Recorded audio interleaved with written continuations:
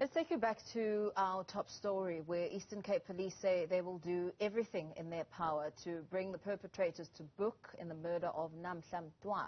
The 35-year-old was allegedly shot 9 times inside her car on the driveway of her Mthatha home.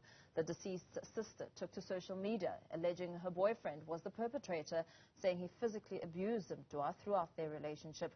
For more on this, we're joined by gender activist Lisa Vetten. Lisa, very good evening to you.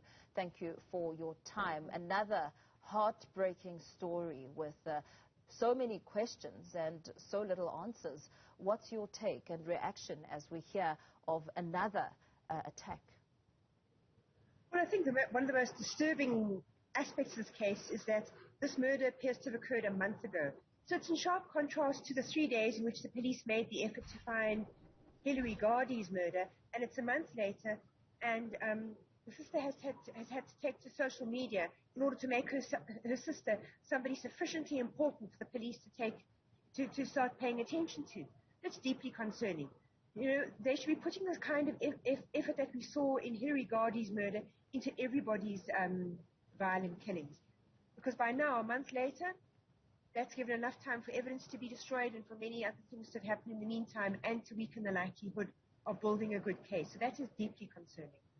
You say that the fact that her sister has had to come to social media to desperately get to the police to pay attention to this matter is of serious concern. What does it speak to now when it comes to reporting crimes of this nature?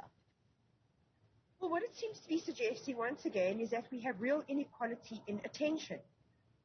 Which makes justice a lottery. Who you are, whether you can generate attention on social media or other outlets, appears to dictate whether or not the police are going to take your matter seriously.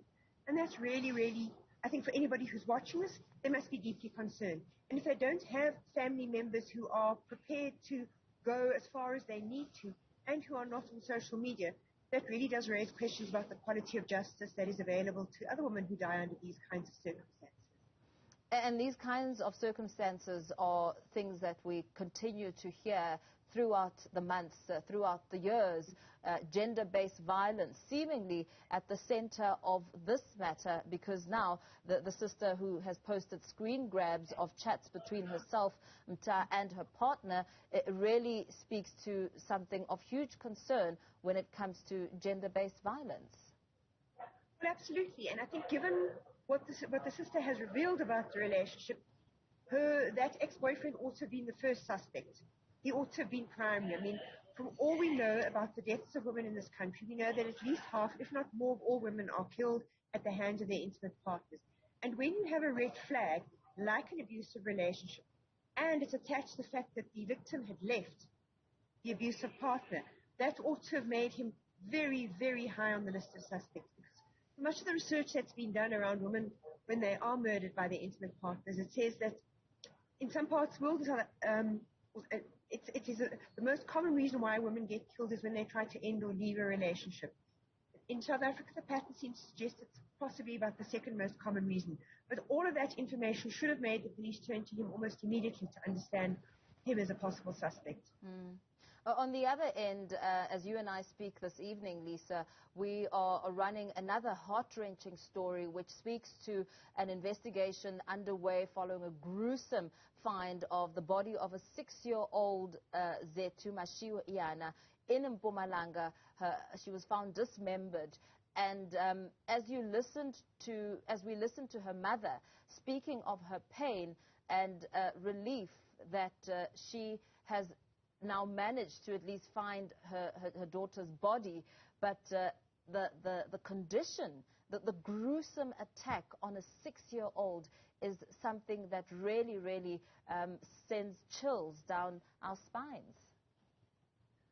Absolutely. I think people can kind of understand a cold-blooded execution-style killing, but I think when you see that kind of violence, and for want of a better way of putting it, overkill, it really does disturb people and talks to a level of hatred or disturbance that is going on, I think, in a person who has enacted that kind of act.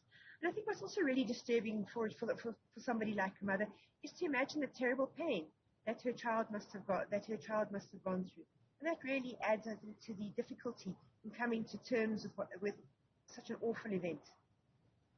The police have urged communities not to, react and then, now try and find some form of justice, which also speaks to the culture of communities when such discoveries are made, and how bad it could possibly get should there be a suspect within the community.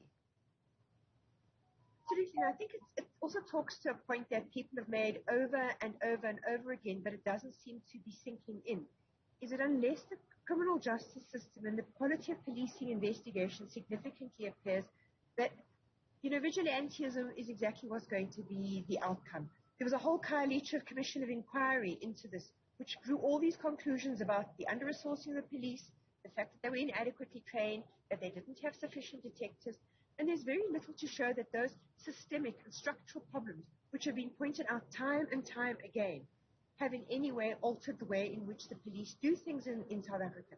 I mean, if you just take a look at the DNA backlogs, I can remember commenting on DNA backlogs almost 20 years ago.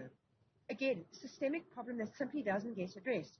So I think, we focus on these individual cases. We are outraged by these individual cases. But what we ought to be doing is asking the Minister of Police to sit down and tell us, what are you doing about these deeply entrenched systemic problems? The individual cases that we focus on take us away from looking at the way poor management systems, poor training, under-resourcing, poor leadership, poor management, all these things that make unravel and weaken police and weaken policing. It's really time that we hear solutions to that. We can't keep turning to the law, taking away bail, introducing harsher sentences, because that's clearly not adequate if there can be no quality investigation, arrest, and quality prosecution that results in a conviction. Absolutely.